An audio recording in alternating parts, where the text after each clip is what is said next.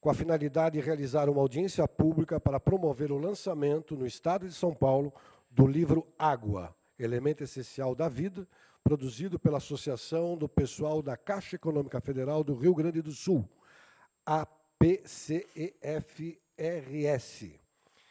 Eu queria registrar a presença entre nós da senhora, para mim, sempre deputada Bia Pardi, que se encontra entre nós, a deputada Ana do Carmo, que é a nossa vice-presidente da comissão, o deputado Luiz Turco, que é o proponente dessa audiência pública. Nesse momento, eu gostaria de formar a mesa. Eu gostaria de chamar para fazer parte da mesa Dom Flávio Irala, presidente da CONI, Conselho Nacional das Igrejas Cristãs, do qual peço uma salva de palmas e muito bem-vindos.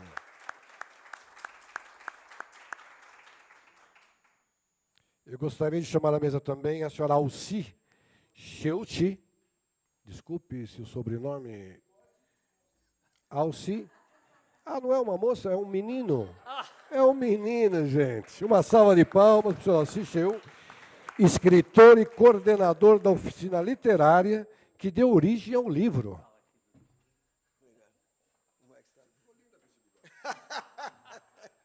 Muito bem-vindo, senhor Alci. E parabéns pelo trabalho que desenvolveu. Eu também queria chamar a senhora Célia Margit Singer, diretora da Associação do Pessoal da Caixa Econômica Federal, do qual, muito bem-vinda a esta Assembleia. O senhor Arilson, puxa vida, está cheio de alemão hoje aqui, amiga. Está cheio de alemão hoje. Wish. Arilson Wish, representante da Federação Nacional dos Urbanitários. Muito bem-vindo. Por favor, tome assento. Eu queria lembrar que este requerimento, apresentado pelo deputado Luiz Turco, na Comissão de Meio Ambiente, foi aprovado por unanimidade, inclusive foi no Dia das Águas, se não me falha a memória, aprovado por unanimidade, sendo um trabalho tão importante para a vida, não só do ser humano, como dos animais, do qual eu trabalho, que é a proteção animal. Eu acho muito importante essa discussão, esse debate, e eu gostaria de passar, nesse momento, para dar sequência aos trabalhos, ao proponente desta audiência pública, o nosso querido amigo, deputado Luiz Turco, do qual eu passo a presidência dos trabalhos, canoência da nossa vice-presidente, Ana do Carmo. Então, eu passo, então, a presidência dos trabalhos ao deputado Luiz Turco.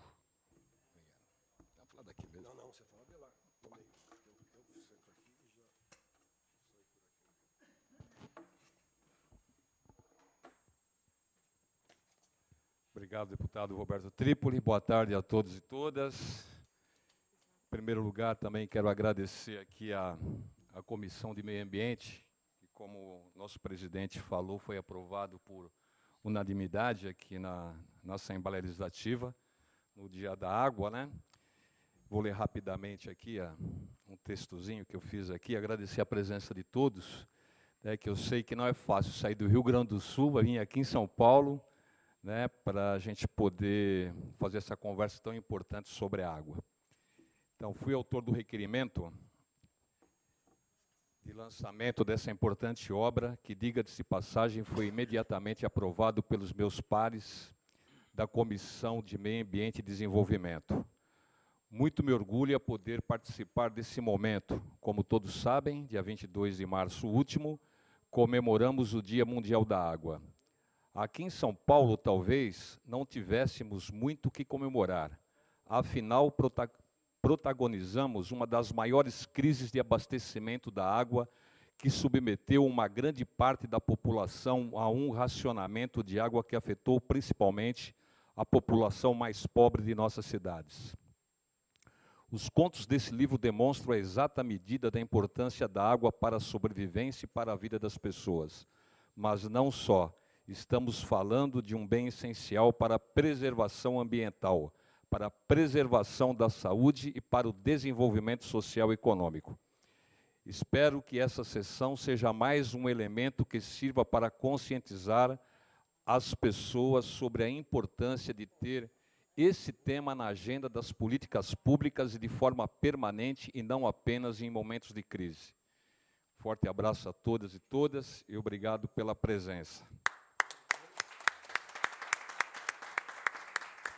Nós vamos aqui, deixa eu pegar aqui, fazer uma coisa bem descontraída aqui. A ideia é que os componentes da mesa aqui façam uma breve fala e a gente vai intercalando com os autores aqui do livro. Pode ser? Perfeitamente. Então, aqui eu gostaria de passar a palavra, em primeiro lugar, para o Dom Flávio, que é o presidente do CONIC, Conselho Nacional das Igrejas, e agradecer mais uma vez a sua presença aqui.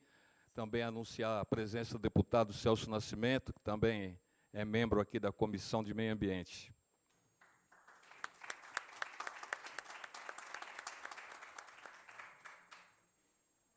Boa noite para todos, todas. Obrigado, deputado Luiz Turco. E eu sou muito grato pelo convite de participar desse momento significativo, porque aqui reúne um tema extremamente relevante para a condição humana, que é a questão da água. E eu sou o presidente do CONIC, que é o conselho que coordenou esse ano a campanha da fraternidade, cujo tema foi o saneamento básico, né? A questão do saneamento básico, que no seu bojo traz também a questão da água, né? A discussão sobre a água. Mas reúne esse tema significativo da água e de uma forma muito criativa, né? Com exatamente a criação literária, né? Vocês conseguiram pegar um tema, trabalhá-lo e de uma forma, com um olhar totalmente novo, porque geralmente nós temos um olhar científico, né, de discutir a questão da água, discutir os problemas, mas vocês trouxeram um olhar novo para o tema e de uma forma agradável, que a gente pode ler e se deliciar, lendo, sabendo e aprofundando a questão do problema, né, mas, sobretudo, a gente tendo arte ali, tendo talento, tendo criatividade. Então, meus parabéns à ideia, né, à coordenação do editor. Alci, né? Desculpe, é que eu... Deixa eu ver. Choice. Aqui. Ah, está aqui. Ah, Alci. Choice. Então, meus parabéns. É que os nomes difíceis lá do Rio Grande do Sul, o meu é mais fácil, é Irala. As pessoas até trocam, né? Porque aqui nós temos muitas comunidades japonesas aqui, né? E o japonês tem uma certa dificuldade de falar o L, né? Então ele fala Irara. É Flávio Irara. Mas aqui a criatividade que vocês tiveram de abordar esse tema é uma coisa muito significativa. E a gente precisa exatamente, né, dar visibilidade a esse trabalho, a divulgar esse trabalho para que as pessoas possam, dessa maneira, ter um contato com uma visão artística e, ao mesmo tempo, muito comprometida com a situação que nós estamos vivendo hoje da questão da água, com os riscos todos que a gente sabe que tem e que hoje não sei se cabe a gente fazer um discurso, mas o grande risco da água é a questão da privatização. Nós vivemos esse risco sério e o canto de sereia está sempre, constantemente vindo para nós, para nos falar de que pode privatizar, pode fazer concessão de água, e a gente sabe que toda vez que esse tipo de discurso prevalece, há um grande risco do fornecimento da água para aquelas pessoas que mais necessitam, que são os pobres, aqueles que estão necessitados, que precisam e têm que pagar por essa água, né, que deveria ser água para todos nós, né, deveria estar disponível para todos nós. Então, há uma questão política muito séria nesse livro, e que a gente precisa aprofundar, mas a forma como foi aprofundada foi muito linda, e eu comecei a ler o livro ontem, né? E ainda estou assim me deliciando com essa arte que vocês prepararam para nós. Muito obrigado. Obrigado, viu, Dom Flávio? Obrigado aí mais uma vez pela presença. Quero aproveitar também aqui e agradecer aqui o Edinho, o Ricardo, em nome deles aí agradecer toda a assessoria da nossa bancada aí pela contribuição, pelo esforço aí do evento nosso aqui, tá? Vamos chamar então o primeiro... nós estamos recebendo aqui 4 autores, se não me falha a memória, é isso, né? O Paulo César, a Karen Fonseca, a Neiva e a Salete. Exatamente. É isso? Então vamos ouvir o Paulo primeiro?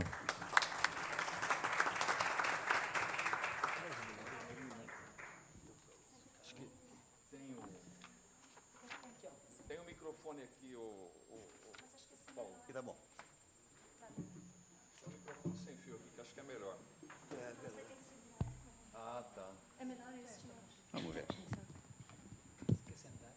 Não, tá bom assim. mas assim, é melhor. Oi? Melhor depois. Vamos ver. Vê que de forma mais... Passec? Passec é o nome literário dele. Paulo César Ketzler. A Karen. Vê que os nossos O texto, esqueci o guarda-chuva.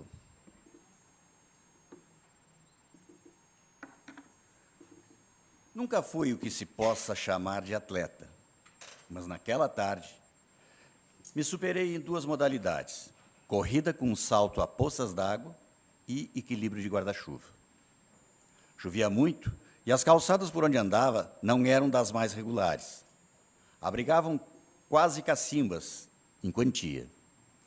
Assim corria saltando as poças como se fossem obstáculos e, ao mesmo tempo, que tentava equilibrar o guarda-chuva sobre a maior parte do corpo. Desviava de uma centena de outras coberturas até que, sem qualquer pudor, esbarrei naquela que era, sem dúvida, a mais bela sombrinha que bailarinava pelas calçadas alheias à sua majestosa figura.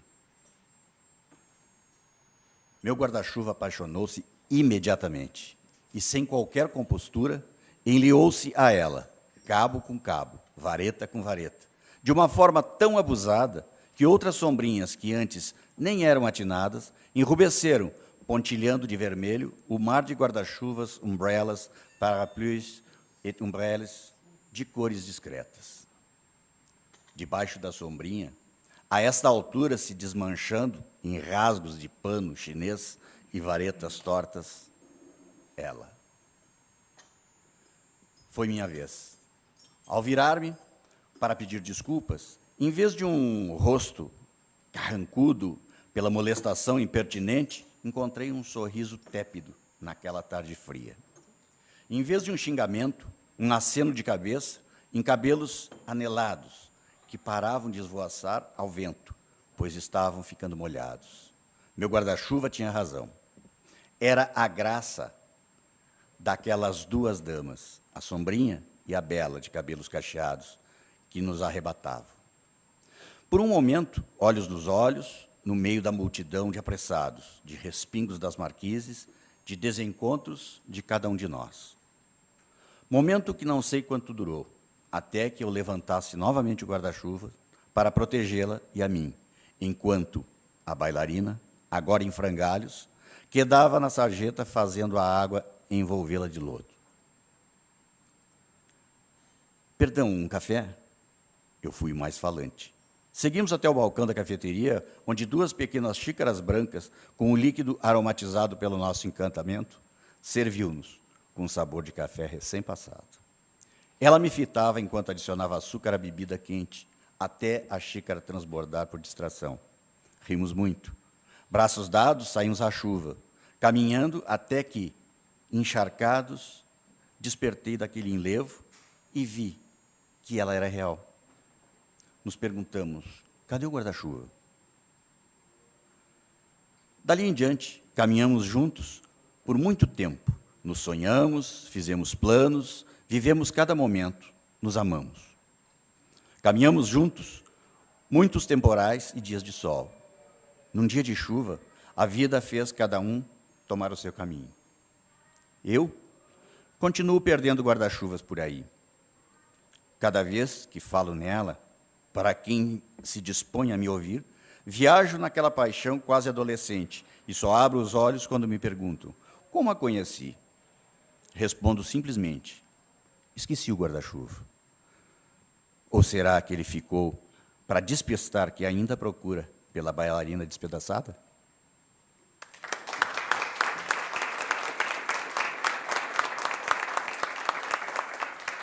Obrigado, viu, Paulo? Obrigado mais uma vez aí pela presença. Passar a palavra aqui para o senhor Alci, que é o escritor e coordenador da oficina literária que deu origem a esse maravilhoso livro aqui.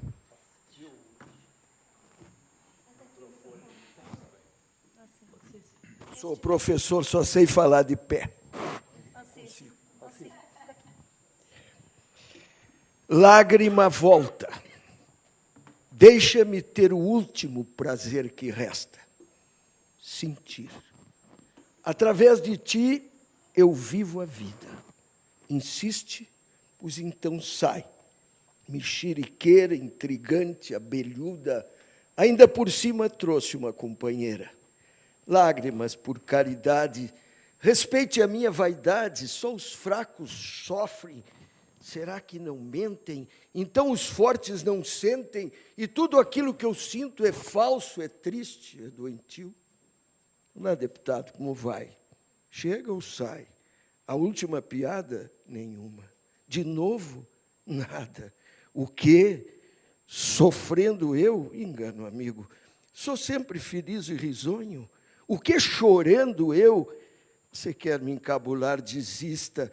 É porque eu estou um pouco cansado, gripado, e, além do mais, um cisco me caiu aqui na vista. Até logo, deputado. Boa sorte. Aproveite sempre a vida, que é certa a morte. Vocês viram que vergonha, minha cara ficou triste, meu olhar tristonho. Olha, lágrimas, agora no meu cantinho, quando eu estiver bem sozinho, aí eu chamo vocês, aí eu choro. Meus amigos, esta poesia foi escrita por um paulistano que a perdeu num bar. Até hoje ninguém sabe o nome do autor. E eu estou dizendo em homenagem a São Paulo e também porque foi a primeira aula, 2 anos atrás, que reuni este grupo de 3 escritores já experientes para enfrentar o desafio desse livro. 4 deles estão aqui presentes, mas eu vou dizer o nome de todos. Ariane Severo, Arno Verlang, Charlie Eduardo Schwantz, Denise Maia, Eloy Vilgues, Everton Araújo Pires, Gilmar Delvan, James Dominó, Janine El-Havat, Karin Fonseca Kestering, aqui presente, Neiva Santos Silva também, Pasek, Salete Maria Mate. Por que a lágrima? Porque este livro vai da lágrima até a pororoca. Nós não podemos pensar na água somente porque sai ou não sai da torneira.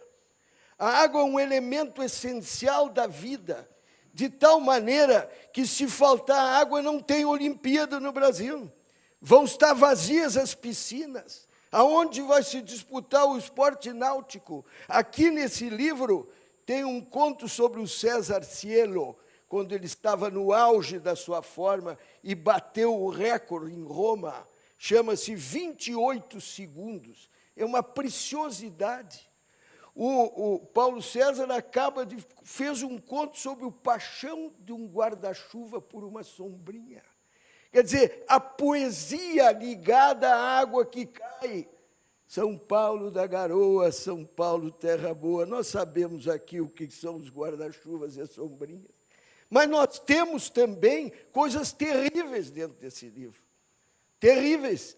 Quer dizer, há pouco nós vamos ver, por exemplo, o que aconteceu em Cochabamba, que é narrado aqui nos seus detalhes.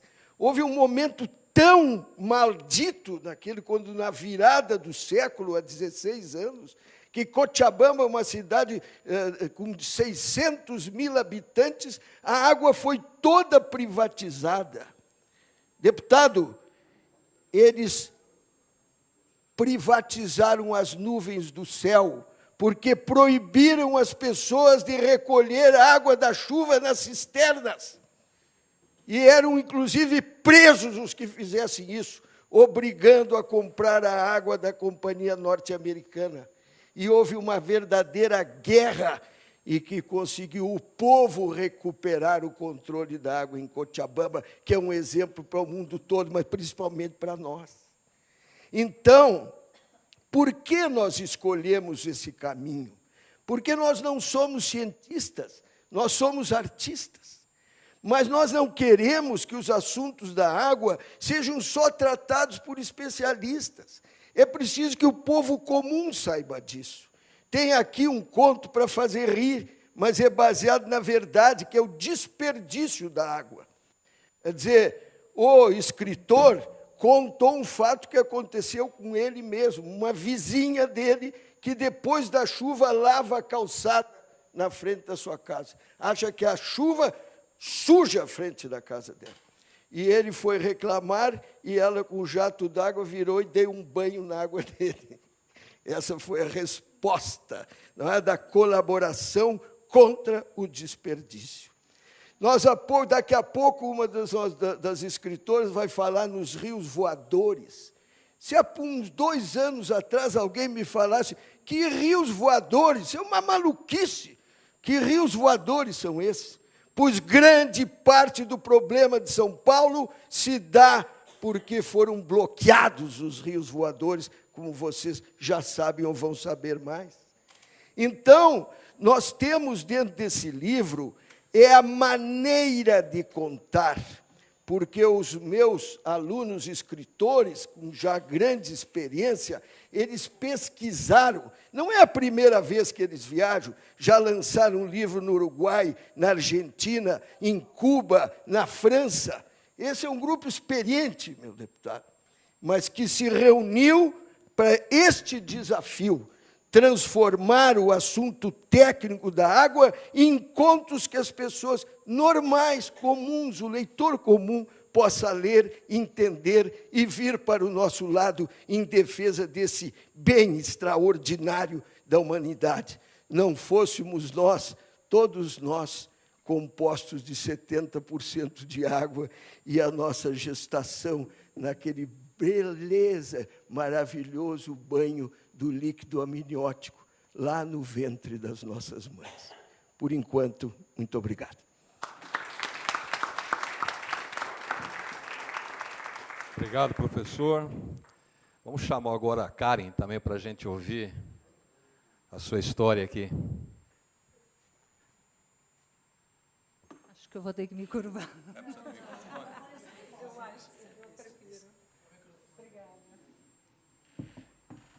Soro dos sonhos.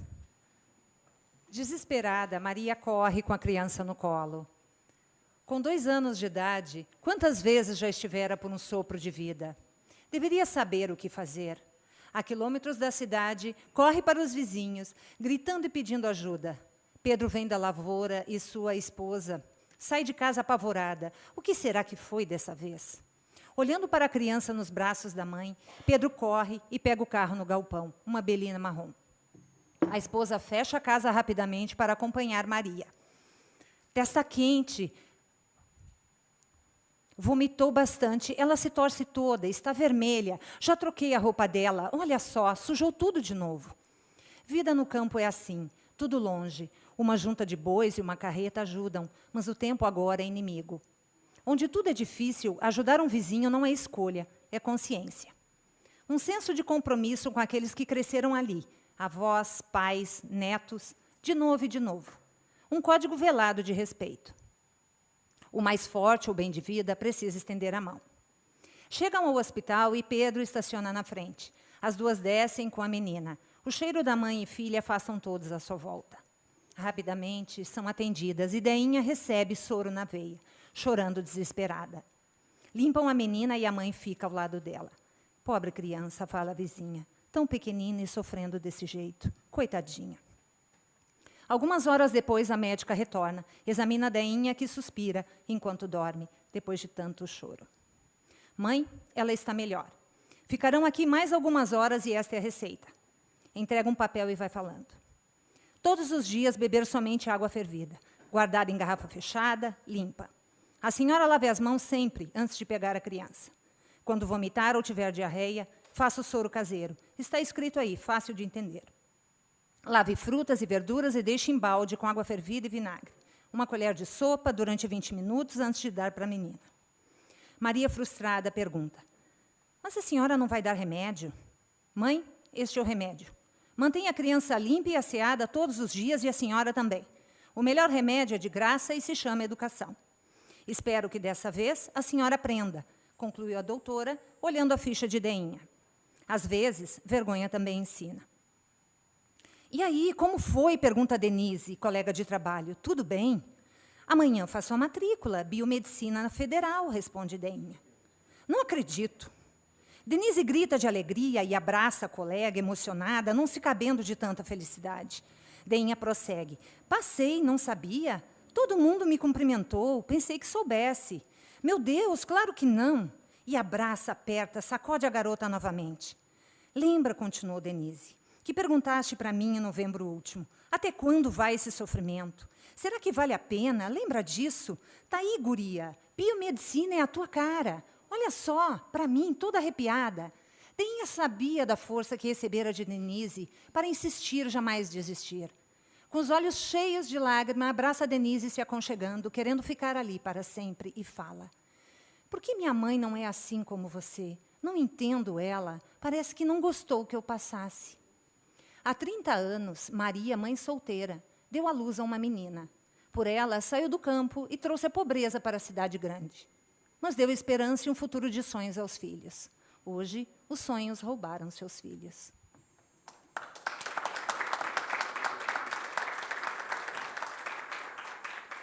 Obrigado, Karen. Aproveitar para informar também que assim que terminar as falas aqui, a gente vai compor uma mesa aqui com as escritoras e os escritores aqui para uma sessão de autógrafo aqui que a gente vai entregar os livros, tá bom? Na sequência aqui, passar para a Célia, que é a diretora da Associação do Pessoal da Caixa Econômica Federal do Rio Grande do Sul. Em primeiro lugar, quero cumprimentar a mesa, cumprimentar aqui, vou quebrar o protocolo, eu quero cumprimentar o Edson, que foi o... Onde é que está o Edson? Edson foi o contato para a gente poder estar aqui. E agradecer muito, né, aqui a Assembleia Legislativa, nessa comissão de meio ambiente e, como é que é o nome? Tem mais uma coisa sustentável, como é? Desenvolvimento sustentável. E agradecer a presença de todos vocês.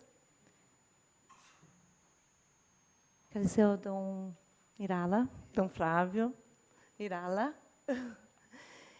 E também agradecer muito ao Sindiágua, né, que é o sindicato que deu apoio à publicação desse livro. Então, muito obrigada. Está aqui o presidente, Leandro, o Brasil, diretor, o Arilson está aqui também. Muito obrigada a vocês todos. O Alci já contou um pouco dessa história, desse livro, né? E ele tem... tudo tem uma origem, né? E eu queria falar um pouco disso. Eu sou de uma cidade no interior do Rio Grande do Sul chamada Santa Cruz do Sul. E em 2010, no final de 2010, a prefeita lançou um edital para começar um processo de privatização da água da minha cidade.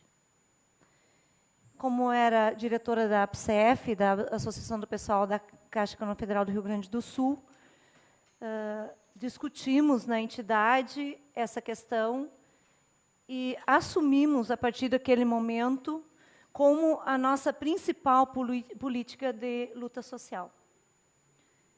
É uma entidade que lida com esporte, cultura, lazer, tem um compromisso de defesa da Caixa como banco público e assumiu então, essa política como uma política social permanente, desde então.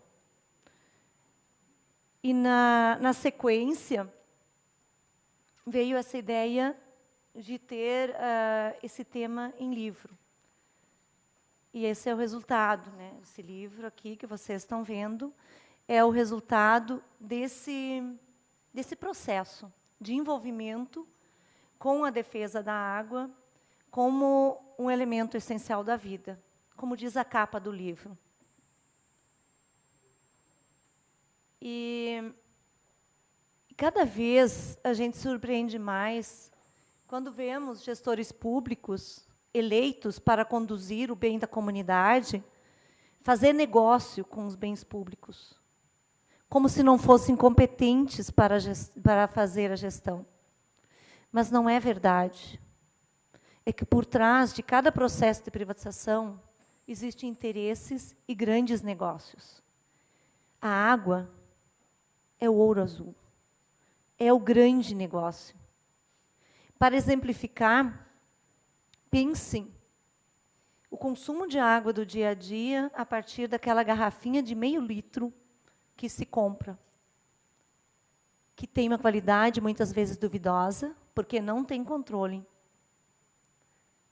E diferente daquela água que a gente recebe em casa, fornecida pela empresa estatal.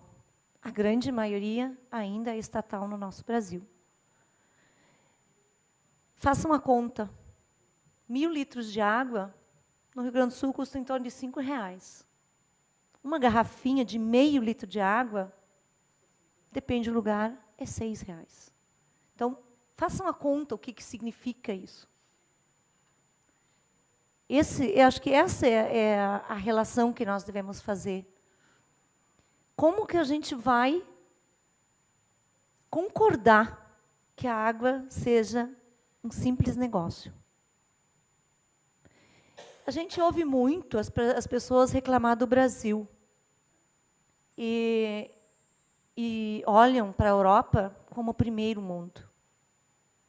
A Europa tem um histórico de exploração dos povos de outros continentes. A Europa já passou por processo de privatização e está retornando.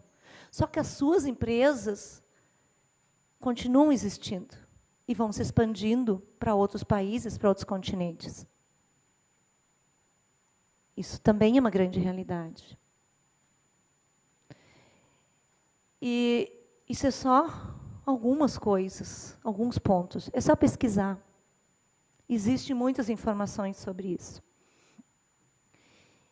É só para instigar um pouco, né, a refletir. E eu acho que, para mim, o grande exemplo de quanto pode custar a água para cada um e cada uma é essa conta da garrafinha. Ela é carésima. Impossível de adquirir. E eu quero dizer que, mesmo que nós tenhamos a água distribuída por empresas públicas, nem sempre ela é acessível para as pessoas. O meu filho trabalha numa escola, numa cidade chamada Farroupilha, no interior do Rio Grande do Sul, na Serra Gaúcha. É uma cidade com um nível de riqueza bastante significativo. E tem uma menina que um dia disse o seguinte: eu odeio aquela professora. Ela diz que eu sou fedorenta, que eu não tomo banho. Ela disse, mas eu não posso tomar banho, eu não tenho água em casa. E, para encerrar, eu vou me socorrer do nosso poeta Mário Quintana, que diz: quando a água desaparecer, que será do homem? Que será das coisas, dos verdes e dos bichos? Que será de Deus?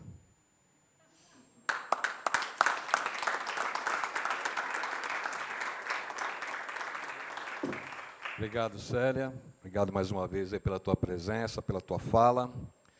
dando sequência aqui, vamos passar para a Neiva, para a gente ouvir aqui a sua história. Eu vou agradecer a cadeira, mas ela não vai me favorecer, eu sou muito baixinha.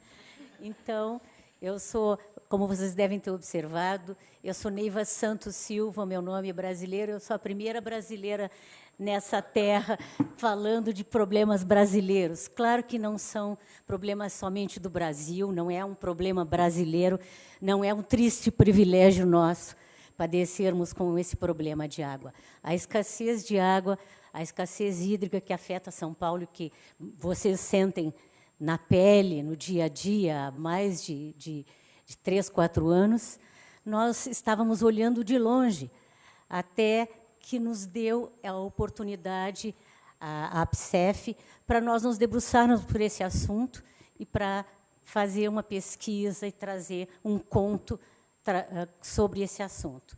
A mim, hoje, coube ler o conto Rios Voadores. Para relaxar, nada de distrações eletrônicas. Julieta trata de se ocupar com a leitura de bordo, fórmula certa para escapar do cansaço. O jornal repercute a crise da água em São Paulo. Há falhas na gestão governamental para enfrentar a seca previsível na maior cidade da América Latina. Escassos investimentos na sustentabilidade do sistema e insuficiente combate às perdas de água, que beiram os 40%, potencializam os efeitos da estiagem. Disse que os mananciais dependem de chuva lá na Amazônia. A seus pés, no complexo da Cantareira, o volume de água incrivelmente reduzido atesta a gravidade da situação.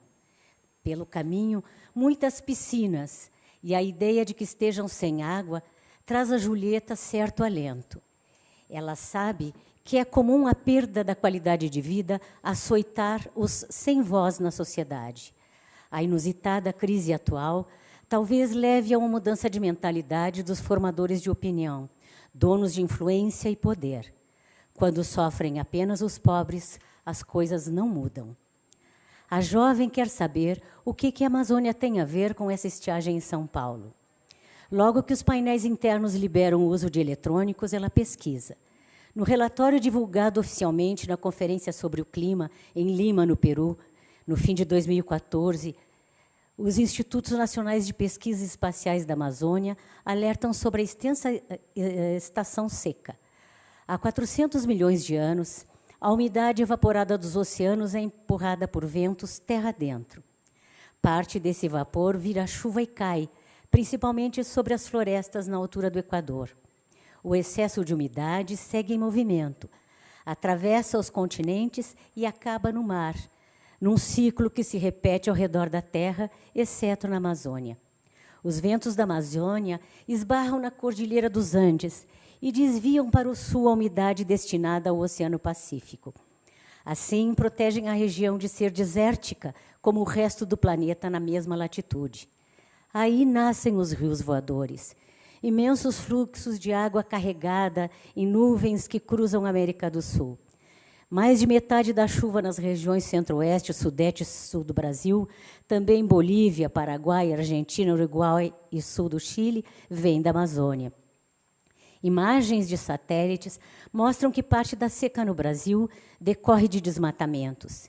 Em São Paulo, a devastação da Mata Atlântica favorece a formação de uma massa de ar quente na atmosfera que bloqueia os rios voadores. Represados, eles desaguam no Acre e em Rondônia, que registraram em 2014 as maiores enchentes da história.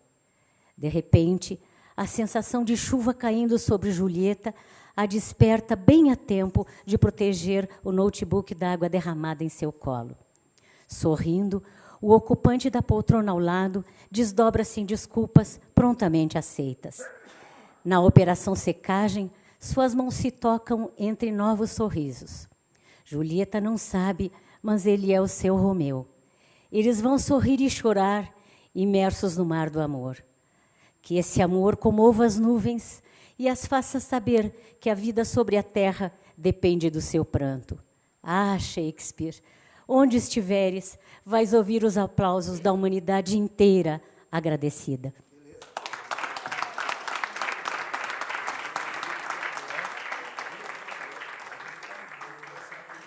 Esse é os rios voadores, né?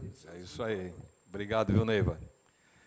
Dando sequência aqui, vamos passar aqui para o representante da Federação Nacional dos Urbanitários, o senhor Arilson. Muito obrigado pela presença aí. Nós que agradecemos, a Federação agradece o convite e saudar, Luiz, deputado, essa bela iniciativa, porque se nós, movimentos sociais, não tivermos em algum lugar para colocar para fora os nossos anseios, nós vamos ficar lá falando para nós mesmos, discutindo entre nós mesmos.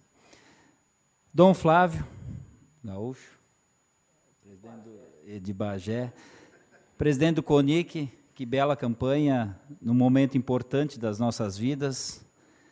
Parabéns por terem puxado essa campanha. Me lembro que no início dos anos 2000 também teve uma campanha da fraternidade baseada na água, né, e a gente estava lá também como sindicato defendendo a água sempre como um bem público. Alci Cheiuch, é isso? Cheiuch, é um negócio assim. Parabéns pela iniciativa eu me atrapalho. Isso, de colocar num livro tão belos contos que são gostosos de ouvir e ler. Parabéns. E também a dona Célia. Ô, Célia, nossa fiel companheira, parceira de lutas, com a sua ABSEF, às vezes enchendo o nosso saco, mas lá firme, Célia. Tu foste uma mulher muito forte. Depois eu vou falar um pouquinho mais sobre isso.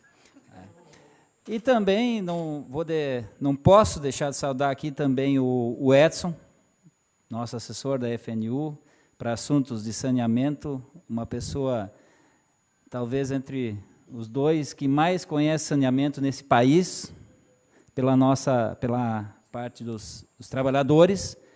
Nosso presidente Sindiágua, que aqui está também, que a Célia já mencionou, ao nosso secretário de Finanças também, o Leandro e o Brasil presentes aqui, e a todos vocês e aos escritores, principalmente, aos autores dessas maravilhas que vocês colocaram. Nós, na Federação, temos uma luta nacional na defesa da água como um bem público. Alguns podem pensar, o que faz um sindicalista numa mesa na questão de água? Ora, o que faz um sindicalista? Sindicalista ele não é só para criar baderna e encher o saco do patrão.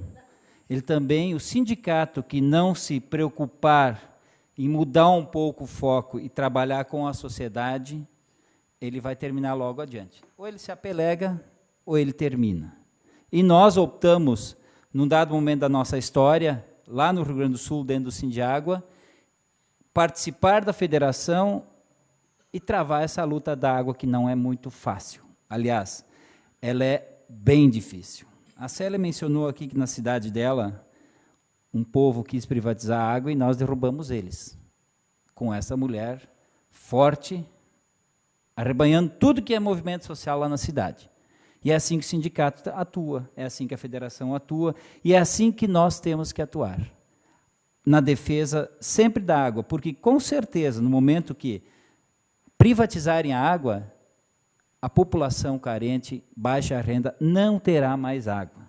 Porque a empresa pública, a companhia pública, a autarquia, ela tem o chamado subsídio cruzado e também, principalmente, a tarifa social, para chegar na classe mais pobre.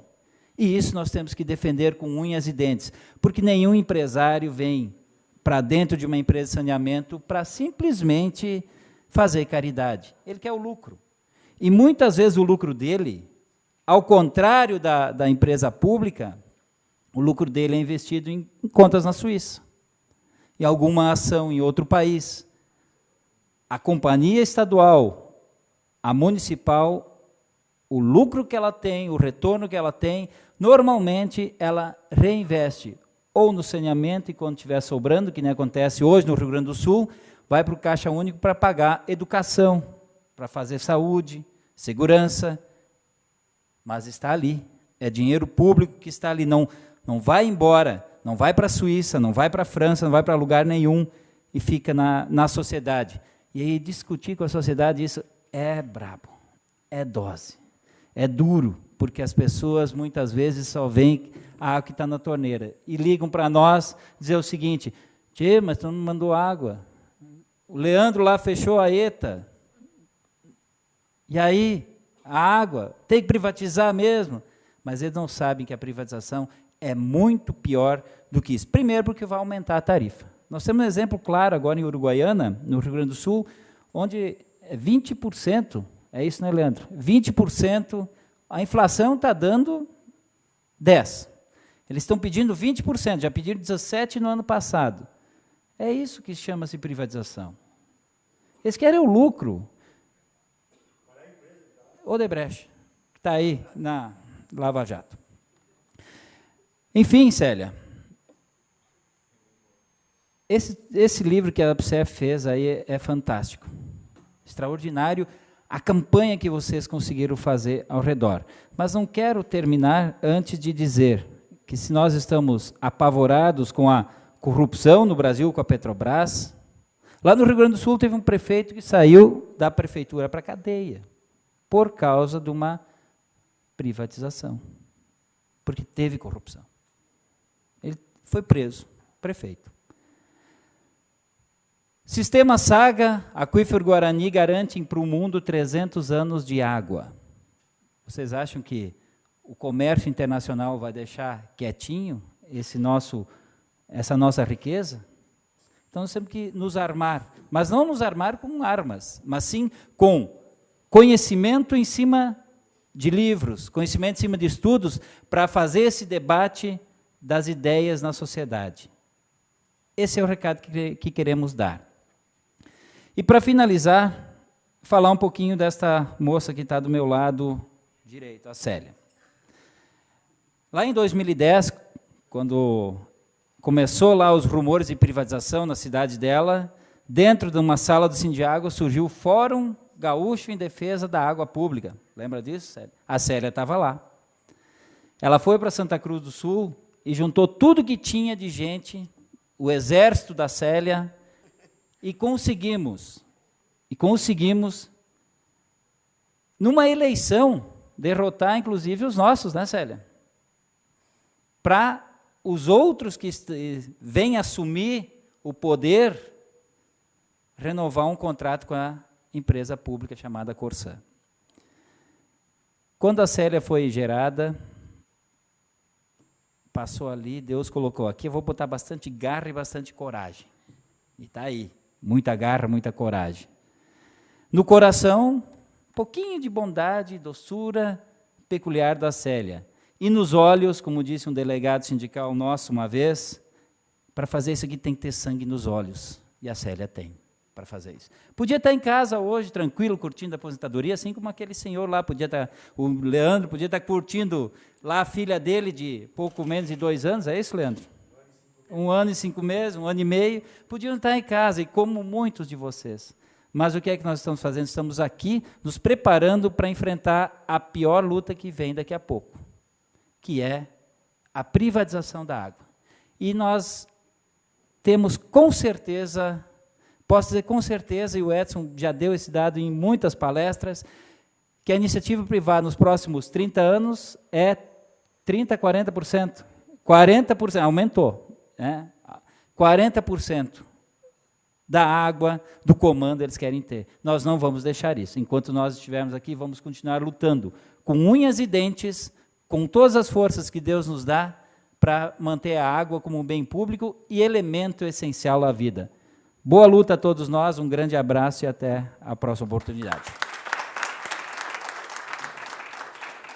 Obrigado, Arilson. Obrigado pela sua participação aí, obrigado pela presença, pelas palavras. Quero anunciar também a presença aqui do nosso deputado João Paulo Rilo, da bancada do PT também, e passar aqui para a Salete também falar da sua poesia.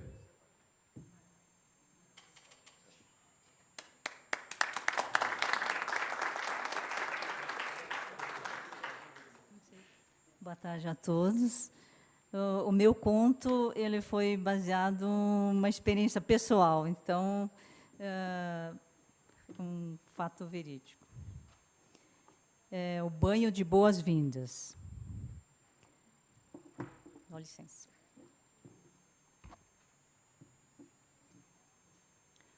O primeiro banho é muito significativo. Pega-se o bebê com cuidado, apoiando suas costas no braço, colocando-se 2 dedos entre o corpo e o braço dele. Com a outra mão, suavemente escorre-se a água pelo corpinho.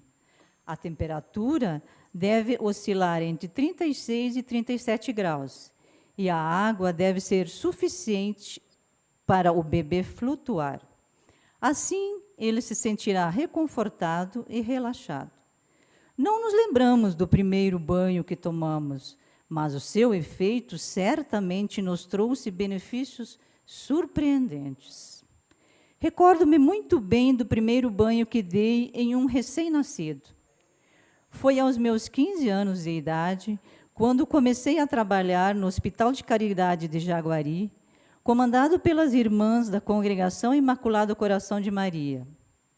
Num domingo, quando a maioria das pessoas estava assistindo à missa na igreja matriz, chega ao hospital uma parturiente prestes a dar à luz.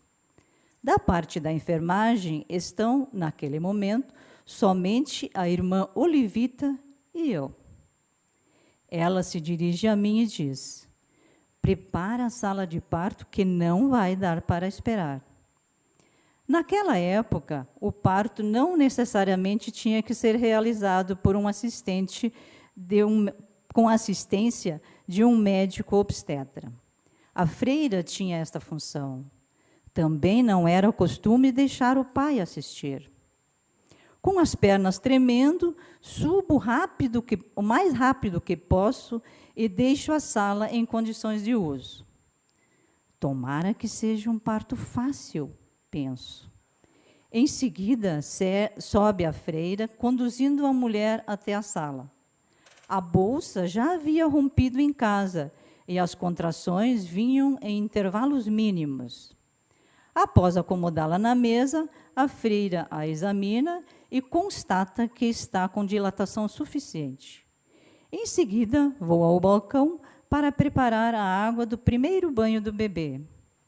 Era de costume banhar o recém-nascido para remover o líquido amniótico, bem como algum sangue e o vernix.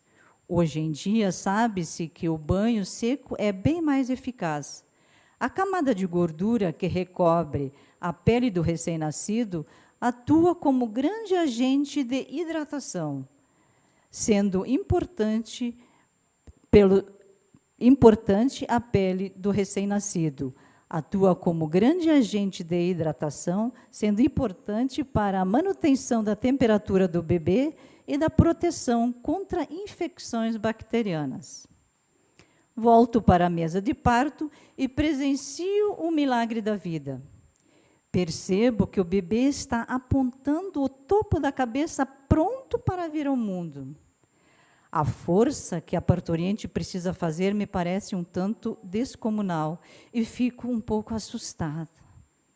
A freira pede para que eu faça pressão com as minhas 2 mãos na barriga da mulher, na altura do peito para baixo, e assim auxiliá-la na expulsão. Fico feliz em participar ativamente desse episódio fantástico da saída de um ser do ventre materno. A freira recomenda a ela que respire cachorrinho para ter mais oxigenação e poder se esforçar ao máximo. Após um grito desesperado, a cabeça do bebê surge numa explosão. Em fração de segundos, a freira coloca as 2 mãos em volta da cabeça, passa os dedos por debaixo do queixo e pela nuca do bebê, segura bem firme, puxa e completa o milagre, ao mesmo tempo que a mãe deixa escapar seu último grito, agora de alívio e felicidade.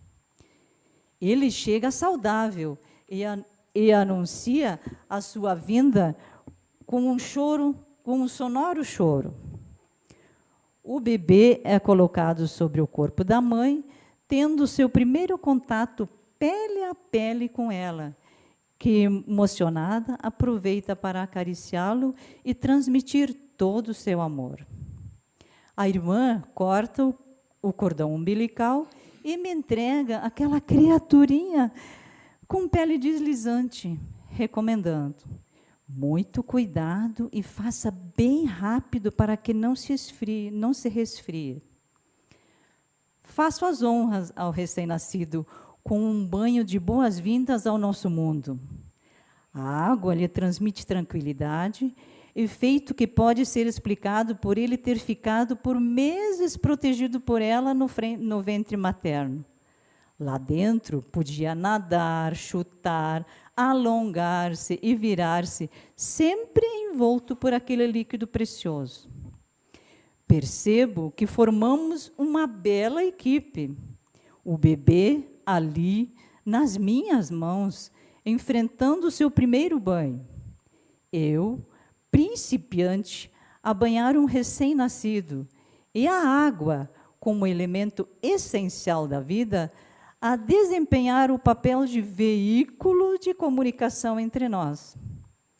Quando o bebê está seco, coloco a roupinha. Tudo pronto. Entrego-o dizendo: parabéns, mamãe. Ela recebe o filho em seus braços, dando-lhe um beijo na testa. Em seguida, olha para mim sorrindo e diz: Deus lhe pague.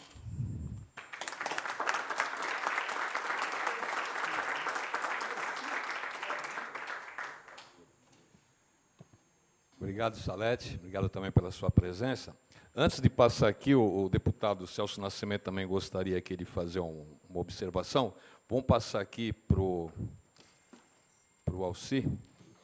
É o seguinte, um dos autores que escreveu um conto altamente significativo sobre São Paulo, que recomendo a todos os paulistas, principalmente paulistanos, que leem Água Sepultada.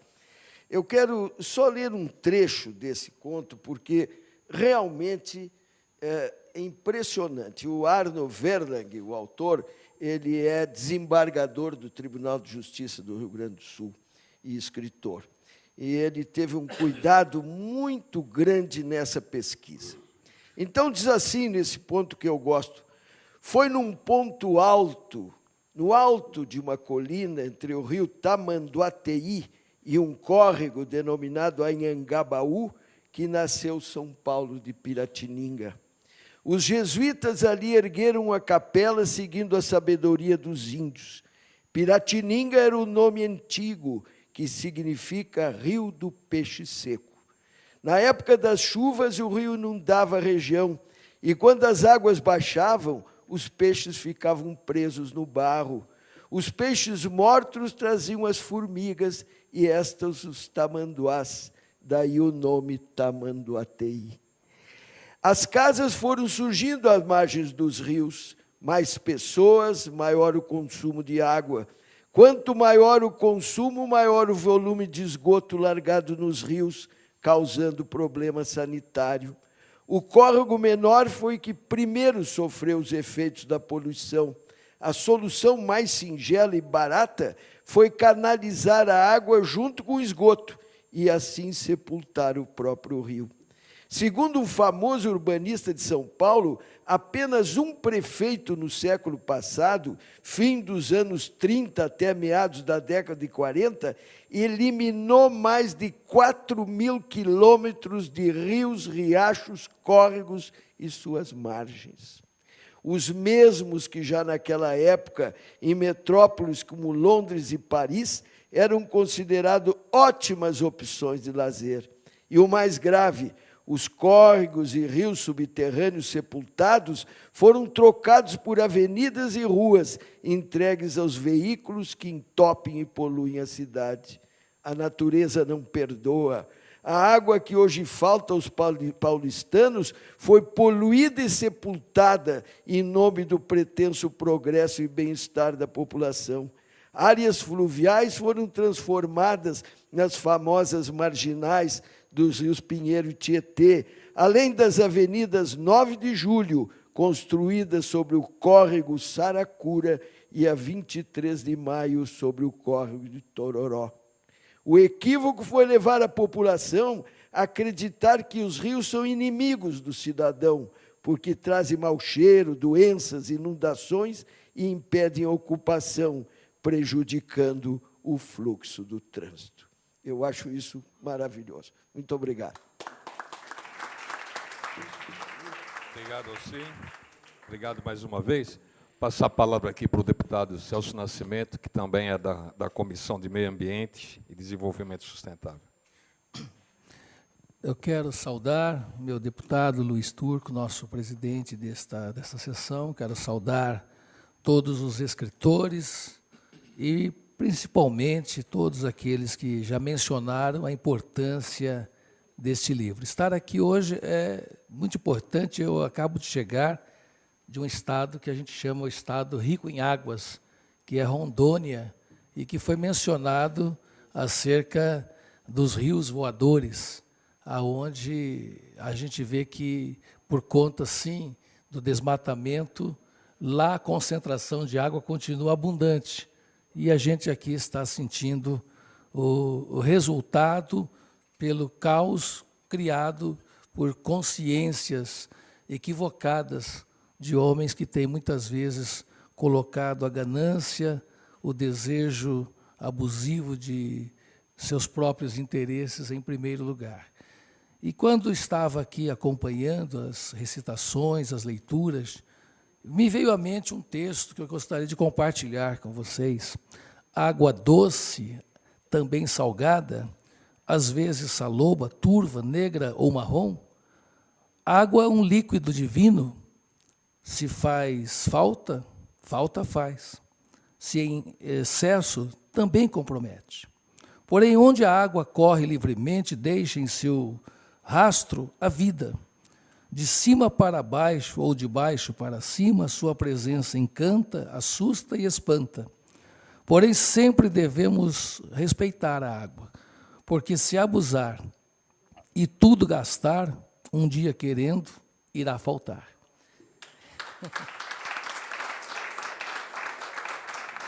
Não tenho a pretensão de ser um poeta ou um escritor como vocês, que fizeram desse livro tão bonito e tão importante, mas como cidadão, entendendo a importância desse líquido tão precioso, que, lamentavelmente, maltratado, e nós estamos aí agora com essa luta para que não seja plenamente privatizado, e com isso todos venham a sofrer, mas que tenhamos a consciência de que cada um de nós possamos fazer esse papel, o papel que vocês estão fazendo, de mostrar ao Brasil, mostrar a todos a importância de respeitar esse líquido que é o elemento essencial da vida. Encerro agradecendo a oportunidade de aqui estar e faço o meu brinde à água. Saúde, viva a água!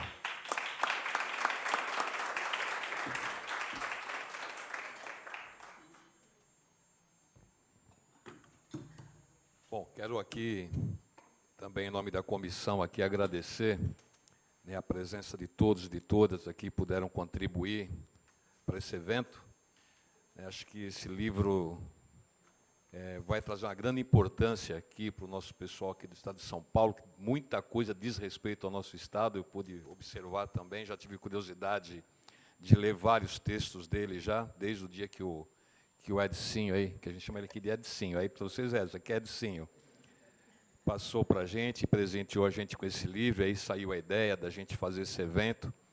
Então, quero agradecer muito o Dom Flávio, que é o presidente do CONIC, do Conselho Nacional das Igrejas Cristãs, o nosso querido professor aqui, o Alci, que é escritor e coordenador. Ih, rapaz, é Cheuichi.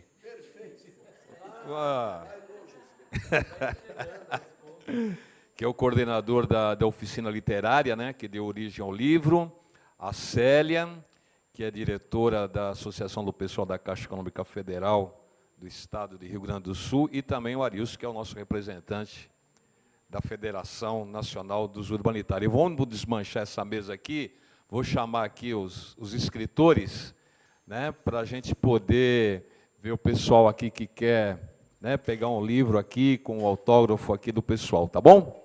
Muito obrigado, agradecer aqui o Celso Nascimento, Ana do Carmo, o deputado João Paulo Rilo, assessoria aqui da bancada do PT, todos eles. Deixa eu só ver aqui, a gente está se prestigiando, eu vou levar mais alguns para o senhor levar para a sua comunidade, tá?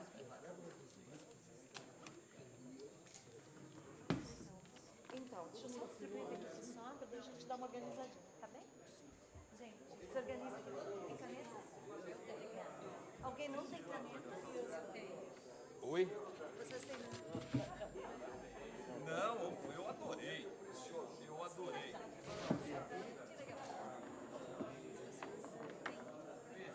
E aí, professor? Aqui, ó, a corrida vai ser aqui, ó.